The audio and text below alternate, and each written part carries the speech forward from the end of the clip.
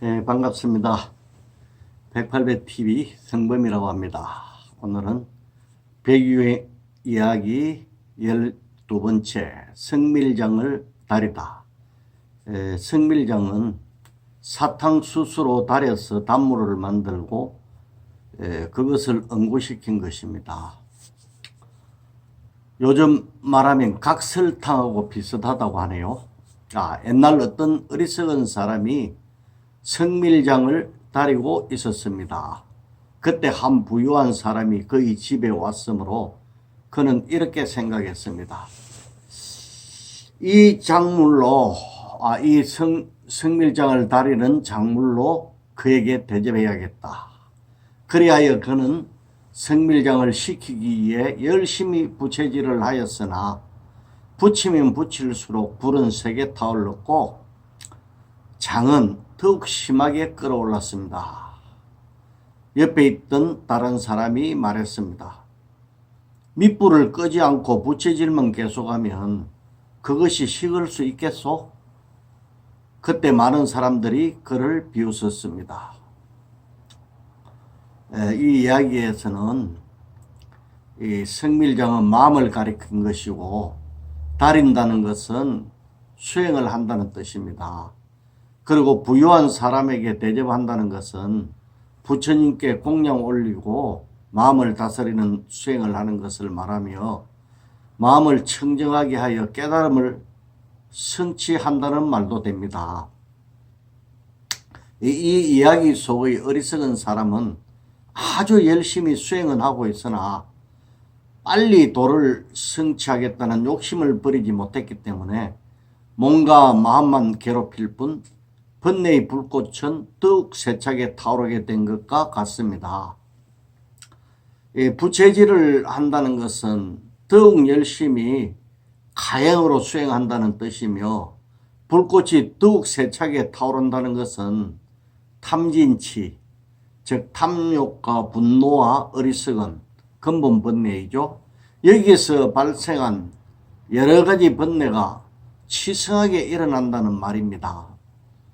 성밀장을 다리기 위해서는 처음에 일정 시간은 불을 지펴 온도를 올려야 하지만 완성시키기 위해서는 밑불까지 다 끄고 식혀야 합니다. 그래서 부채질을 하는 것입니다. 근데 이 사람은 성밀장을 시키기 위해서 불을 그대로 두고 부채질만 하고 있습니다. 이것을 수행의 이치에 견주해 보겠습니다. 번뇌를 소멸시키려면 본래 청정한 마음자리만 남는데 이를 깨달음이라고 합니다. 그래서 깨달음은 밖에서 얻는 것이 아닙니다. 본래 내 마음자리가 번뇌가 없어짐으로 인해서 드러나는 것입니다.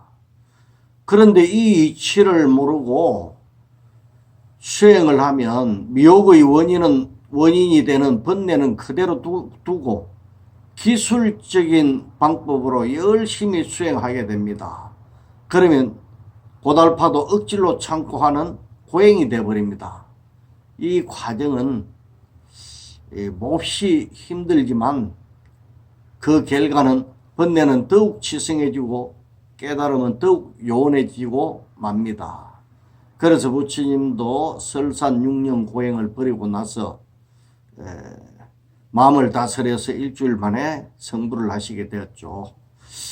그래서 이 사람은 마음을 다잡아 반드시 깨달아서 부처가 되고 말 것이다 라고 결심한 다음 수행에 더욱 박차를 가합니다. 하지만 마음 밖에서 찾는 수행이란 하면 할수록 번뇌의 불꽃은 더욱 거세어지는 것입니다. 이때 옆에 있던 사람, 즉 지혜로운 마음의 이치를 아는 현명한 사람이 말합니다.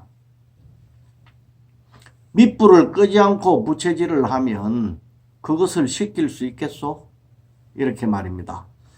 이는 마음자리를 어지럽히고 있는 번뇌를 제거하지 않고 번뇌를 그대로 두고 기술적인 방법에서 따로 부처자리를 찾는다면 깨달을 수 있겠소? 하는 말과 같습니다. 예를 들어 보겠습니다.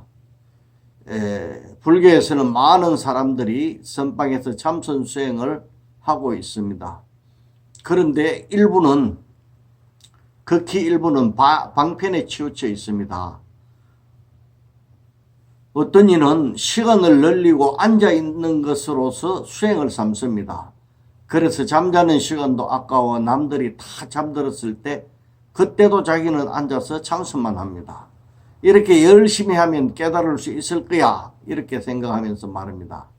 그러다가 깨달지 못하게 되면 더 힘을 더 주게 되는데, 이러한 일이 반복되면 나중에 몸에 백만 넘고 마음은 하나도 다스리지 않게 되는 것입니다.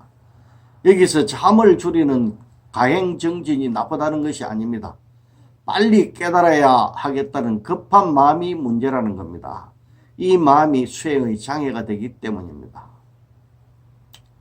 수행을 시작하기 전에는 반드시 깨닫고야 말겠다라는 원력을 세워야 되지만, 시작을 하고 나면 수행은 마치 큰 강물이 흐르듯이 자연스럽게 흘러가야 합니다.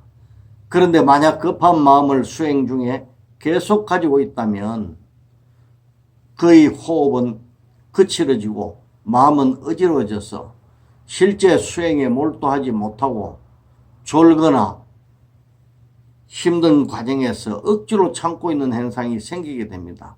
이렇게 되면 이런 고행을 통해서는 깨달음을 기약할 수 없습니다. 수행에 욕심을 더하는 것은 마치 앞에서 말한 성밀장을 시키기 위해서 밑불을 끄지 않고 부채질을 하는 것과 같다는 말씀입니다. 다시 다른 예를 들어보겠습니다.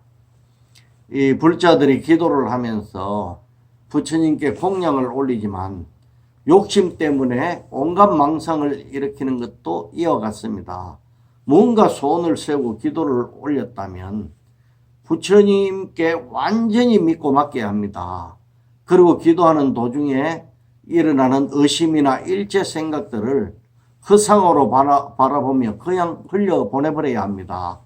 그리하여 부처님의 믿는 마음에 조금도 의심이 없는 상태, 즉 확신의 상태가 됩니다. 이것을 청정한 신심이라고 합니다. 이렇게 확신하는 마음에는 번뇌 망상이 붙을 수 없기 때문에 저절로 무심이 됩니다. 한 생각 일어나지 않는 무심이 일심이고 간절한 마음입니다. 왜냐하면 망상이 없는 마음에는 만약 소원을 빌면 오직 소원 하나밖에 남지 않기 때문입니다. 이렇게 마음이 청정해진 상태를 부처님과 함께하는 자리라고 합니다. 마음 자리는 중생과 부처님이 조금 더 차이가 없기 때문입니다.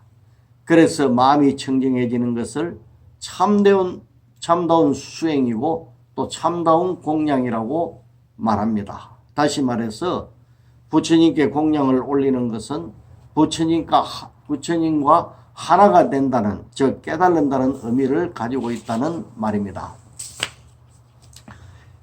초발심 자경문에서는 보조스님이 말씀하셨죠. 절하는 나와 절받는 부처님이 진실한 성품으로부터 인연 따라 일어났음을 깊이 관하라 라는 말씀이 있습니다.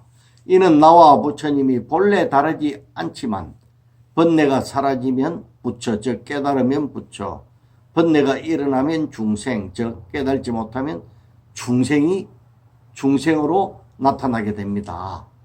즉 본바탕은 하나인 상태에서 인연 따라 중생과 부처님으로 나타났을 뿐이라는 말입니다. 본래는 다르지 않지만. 그런데 이 이야기 속의 성밀장을 다리는 사람은 부처님과 자신이 다르다고 생각하고 부처 자리를 마음 밖에 있는 대상으로 바라보았습니다. 하지만 깨달을 대상이 설정되어 있는 한 마음은 고요해질 수 없습니다. 그것을 어떤 행상적으로 내가 찾을 때까지 계속적으로 연구하고 탐구하기 때문에 번뇌가 치성하게 일어날 뿐입니다. 이런 상태에서 깨달을 수 없죠. 그런데 제대로 수행을 하려면 자신이 원래 부처인 이치를 확실히 알고 믿어야 합니다. 그래서 자, 그 이치대로 자신과 부처가 둘이 아닌 이치대로 수행을 하면 번뇌망상이 일어나지 않게 됩니다. 밖에서 뭔가 찾지 않기 때문에. 그러면 수행이 완성됩니다. 그런데 그 이치를 모르고 부처와 중생이 다르다는 생각으로 수행을 하면 마음 밖에서 따로 얻으려고 하게 됩니다. 밖에서 찾는 수행을 하기 때문에 탐욕의 불길이 점점 일어나지 꺼지지 않는 것입니다. 그래서 옆에 있던 선지식이 밑불, 즉 근본 번뇌인 탐진치 삼독심의 불이 꺼지지 않았는데 수행을 한다고 깨달을 수 있겠느냐? 가행정진을 한다고 깨달을 수 있겠느냐? 이렇게 말씀해 주셔서 수행의 바른 길을 일깨워주고 계십니다. 자, 오늘은 여기까지 하겠습니다. 많은 도움이 조금이라도 도움이 되시길 간절히 바라겠습니다. 다음에 또 뵙겠습니다.